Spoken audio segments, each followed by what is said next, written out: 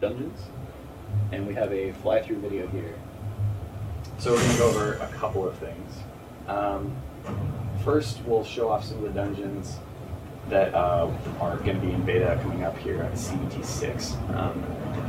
This first one is Kelbereth, I believe. Kelbereth is this indoor-outdoor dungeon, if you will. It's made with terrain and structures, so it's pretty massive. In fact, a lot of our dungeons, we try to have something that's huge, big, have these encounters that are gigantic as well. And it's in the ruins of this Osin forge. The Osin are these techno-barbarians, is the best way I could describe it, I guess. They were basically the bruisers for the Elven, the race that just vanished off the planet. So a lot of their stuff is very heavy metal, kind of. I'm a huge metal fan myself. These guys are awesome. So this dungeon is epic in scale. You can see it's huge and has this feel of openness as opposed to the Storm Talon stuff that we have, which is a little bit more guided. But you can tell some of the guys here. This is one of our bosses over there. He has an awesome mechanic where they snare you with this leash mechanic where you have to destroy the leash thing before he starts coming towards you. And so if your buddies are over here and they're leashed and they're not kicking the ass out of that thing, you get screwed. So it's a lot of fun. And as you go further, you notice the environment changes. We wanted to have something that felt different as you were going through the entire time.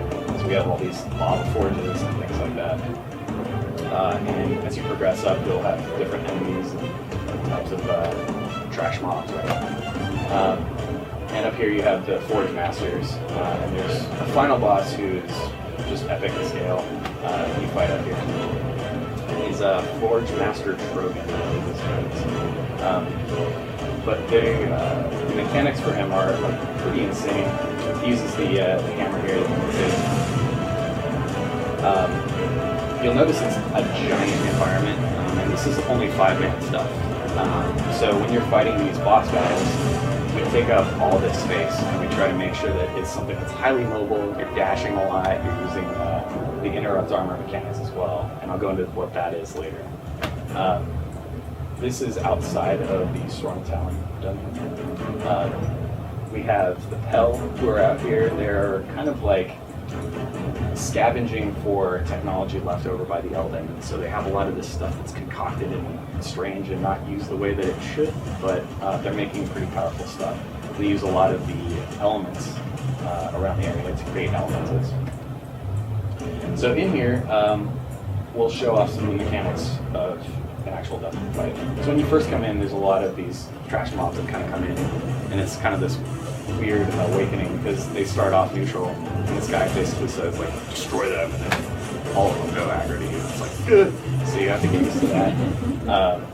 So you can see over there, there's lots of these guys, and it's pretty frenetic when you first start out. We have the Holy Trinity in the game, the class of, tank, DPS, healer, that sort of thing. And as we progress further, we'll get to see some interesting stuff though. So we wanted to set up one of the end points of this dungeon, which is Storm Talon himself, who's in this giant egg that they're trying to hatch. So Pell has figured out a way to kind of infuse life into this thing and bring it out to control it. So this is one of our first bosses. He's a high priest. The mechanic is, he's basically going to fight you for a while. And you'll notice that when we start out our dungeons, we teach players, simple at first, and start going crazier and crazier as we go on and stuff. Keep in mind, this is a level average 20 dungeon. When we start out stuff, that's pretty big, right? But it's still kind of getting used to stuff. So you can either dodge out of the way, or you can do an interrupt armor attack. So interrupt armor is basically CC armor. And so this guy has, let's say, an interrupt armor of 5, meaning he has to be CC'd within about a second or two by everybody. And if he's not, he doesn't get interrupted. So we also have these telegraphs on the ground that sort of randomly appear, and some actually stick to the player. So if I'm running around and I get one of those telegraphs on me, I can run towards my friends and actually hit them with it if I'm not paying attention. But at a certain point, you can dodge out of the way so that it leaves the spot. And if you're smart about it, you can actually use it on these guys. So I can run by them. When it stops, I can dash out of the way and it'll hurt the bad guys. So it's all about using these telegraphs in a way that will benefit the group.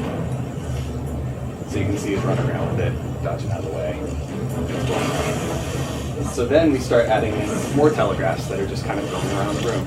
Again, teaching the player what these mechanics are. Then we start combining a lot more stuff. And so we have the healer over here. That's what those big yellow floating balloons are. So you'll notice, again, there you dodge out of the way that telegraph, hit it with it. And now we start adding more. So these mechanics start getting a little bit more insane. And then we basically fill up the entire room. So again, you could CC, interrupt armor him, or you can just dodge out of the way. But either way, it's a ton of fun pretty much for everybody involved because there's so much movement, so much craziness, and we're still teaching you at a very early level, this is what it is. A lot of other games have raids that are like this, or dungeons that are like this, and this is just level 20. Our 40-man raid is insane.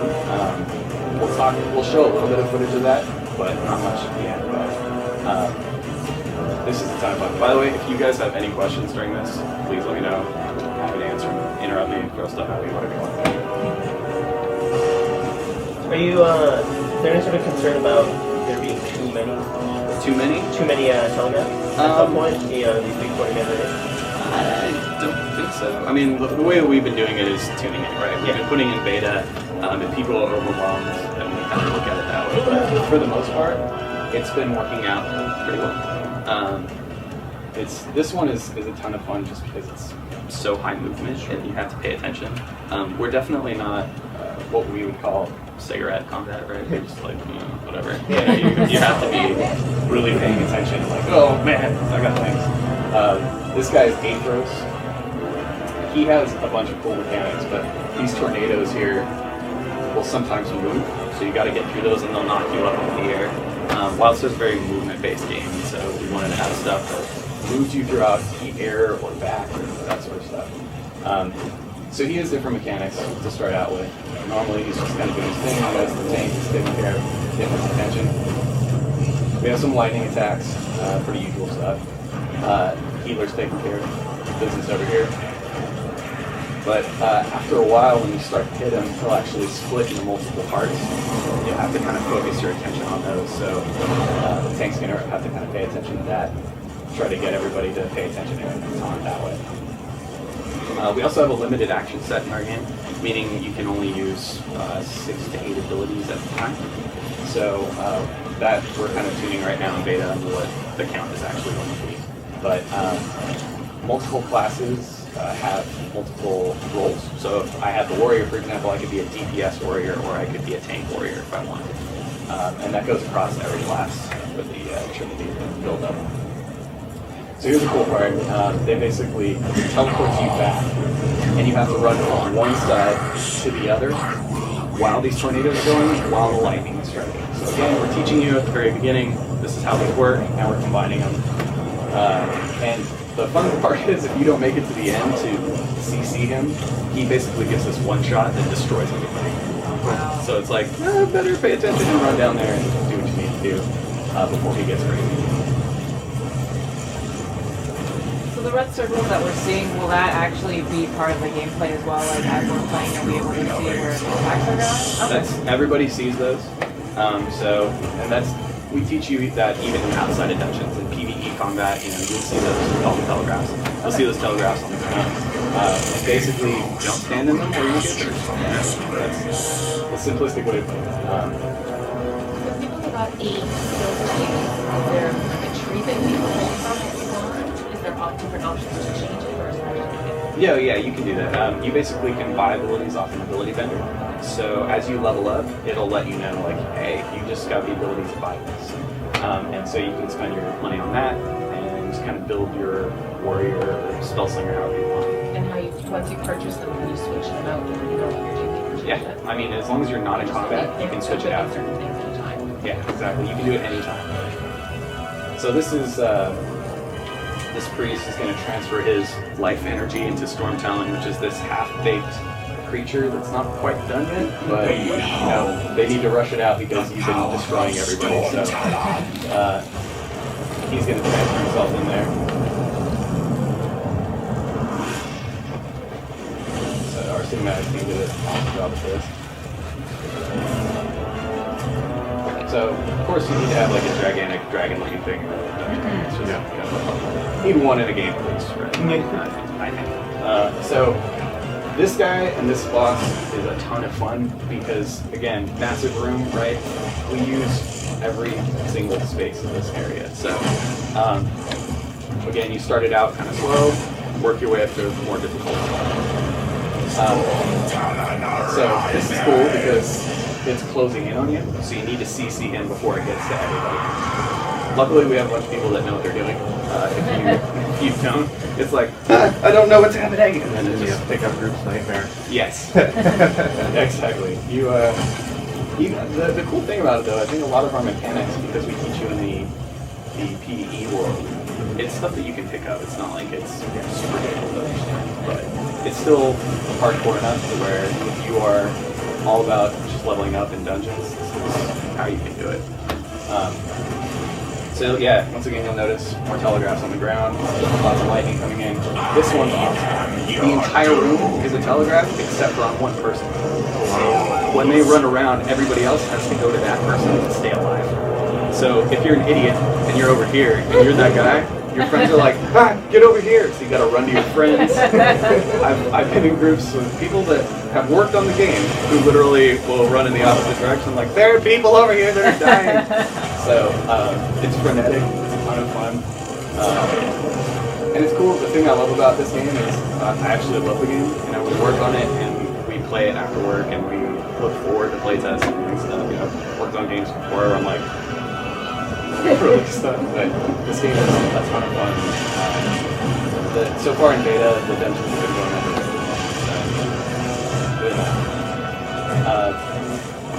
so once again, CCing is like is a big part of our stuff. I don't know if you guys saw the crowd control dev speed.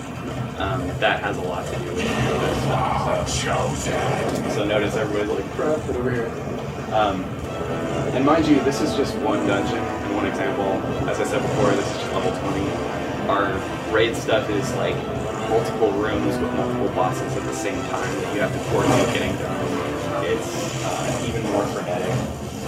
Our goal, and my goal specifically, is to make these pretty brutal. Like the PvE stuff should be, average player can get through it, no problem. But the dungeons should be for the people that like our games. Our raids specifically are going to be just painstakingly brutal. So if you're one of those guys or girls that are masochistic, it's totally for you. Your efforts were futile. So yeah, Slade Stormtown. And by the way, this is the Chew in action there. I don't know if you guys saw that. We did do the Chew in Ascalon. It's right there as well. He's a spell slinger in this case. Yeah, so I mean, that's basically an example of a dungeon. We think they're a ton of fun, and we can't wait to show off more of them. And we'll show some other clips here. I think we do another little fly through, and then you'll see a little bit of the raid. The raid, again, something that's indoors, but then sometimes can be outdoors. So it's got a lot of Elven themed stuff. As you play through the game, you'll start to find out more about the Elven, the race that was on the planet and then suddenly just disappeared. So you'll find out more as you progress through the game. This is the Sanctuary of the Sword Maiden. This is in a raid here, the Datascape.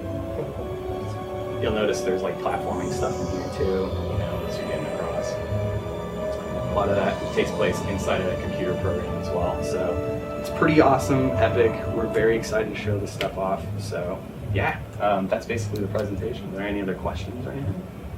How do the dungeons work in the world? Do they go to this location, everyone goes in, or is it going to be a queue system? We have both. So, I mean, if you want to do, we will not have a looking for raid tool, but we will have a looking for group tool for funds, for 5 mans only.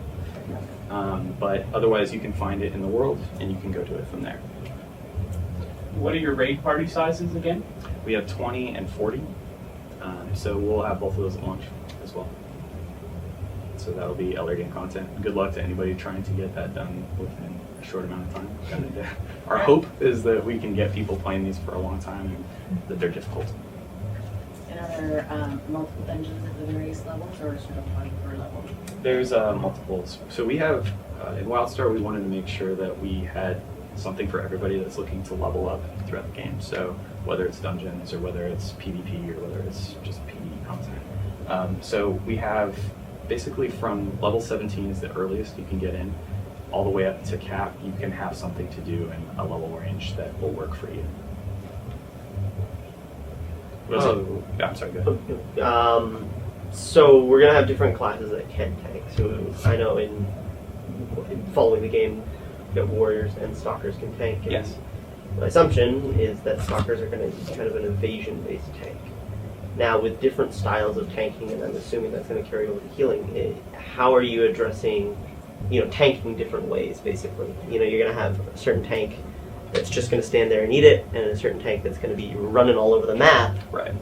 keeping a hold of the boss, but not actually taking damage. And how are you going to address my concern with that is people saying we're only going to take warrior tanks, we're only going to take an evasion tank. Sure. I mean, our goal is to have these multiple abilities to allow players to kind of tune them in the way that they want.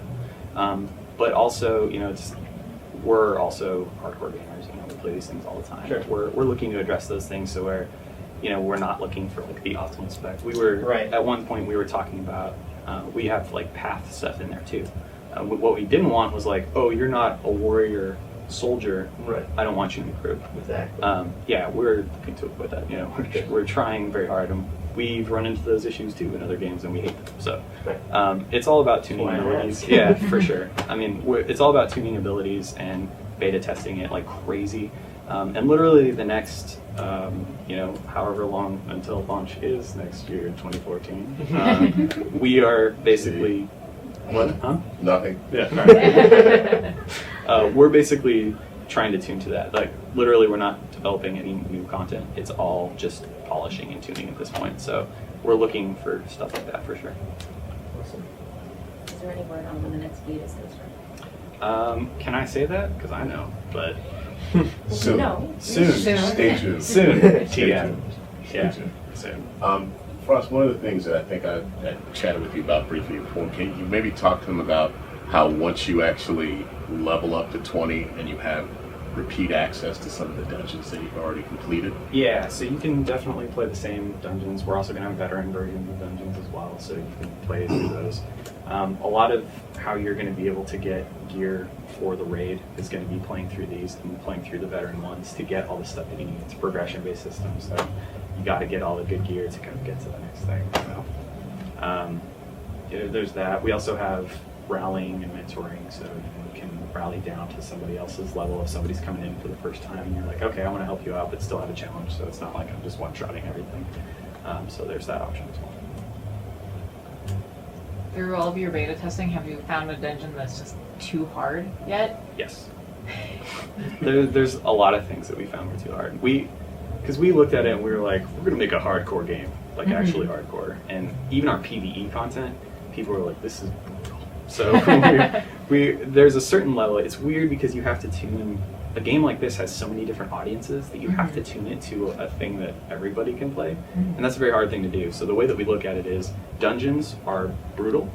And, when you first start getting in, if you've done a dungeon before, you'll get a dungeon in Wildstar, right? But the thing is, we need to have something that's for the hardcore demographic. Our dungeons are for the hardcore demographic. The PvE content should be, again, I was saying this earlier, stuff that the average gamer can complete.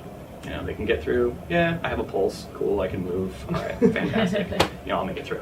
But beyond that, we went a little hard. It's better to kind of go hard first and then kind of tone down. If it's up to me, to be quite honest with you, we're going to keep it as brutal as we can and not nerf stuff. And, nerfing should only come from the sense that it's like, oh, we launched an expansion, the level cap's higher, so you can get gear to go back and then do that as a result, as opposed to just, well, we just made it a lot easier for everybody. Yeah, we want to bring back that idea of I have an armor set that is so badass that someone's like, where did you get that? Like, oh, I killed Stormtail. That sort of feeling. Excellent.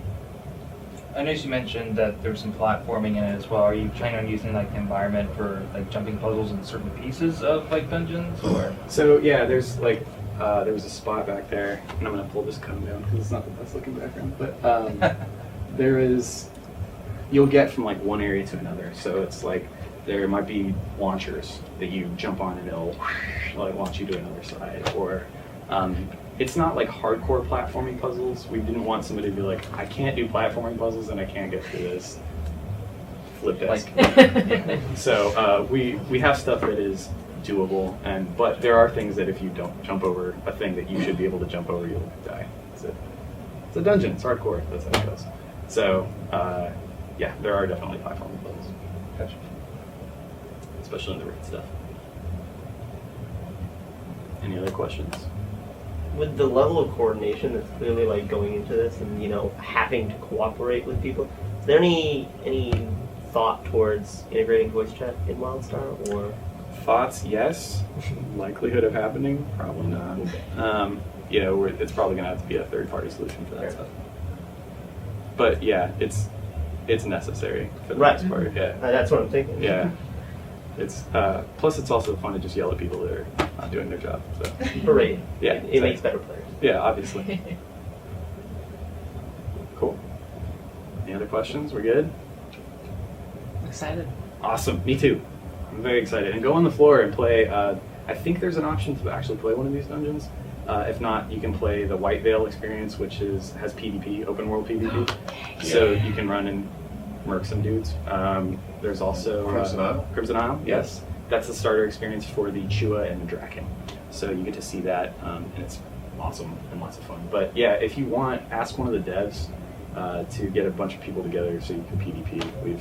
We went to Gamescom, and there were people that literally stayed in line all day and just would loop around, play it, wait another 2 hours, loop around and play it, just because they love the PvP part of it, or they love killing stuff. So yeah, I'm excited, man. It's awesome. That's so good to hear about the PvP, because that's like my favorite part of MMO. So yeah, we have open world PvP that is a ton of fun. And what's cool about our PvP is it's not like 4 seconds long. It's like you have to wear people down and use these tactics and CCs, and like our disarm's freaking awesome because you hit somebody and their weapon goes flying out into the world and you have to go run over and pick it up. cool. And some people were saying like, well, what if I don't want to do that? It's like, well, you don't have to. You can sit there for 5 seconds if you want without your weapon, but it's probably better to just run over to it, pick it up. So yeah, PvP's awesome. Go check it out. It's on the White Veil stuff. I will. Good times. All right. Thanks, guys.